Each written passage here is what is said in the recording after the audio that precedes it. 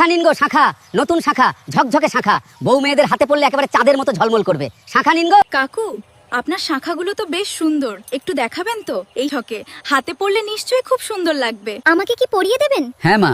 দাও হাতটা। হ্যাঁ, খুব সুন্দর মানাবে তোমার হাতে। মা, শাখার টাকাটা দাও।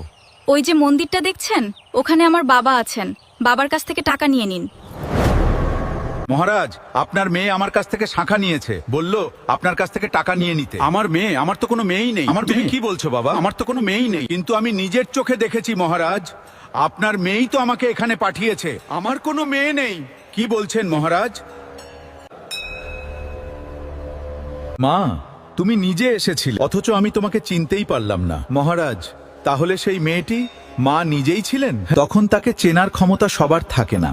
বিশ্বাস আর ভক্তি দিয়ে ডাকলে মা কখনো তার ভক্তকে খালি হাতে ফেরান না। হয়ে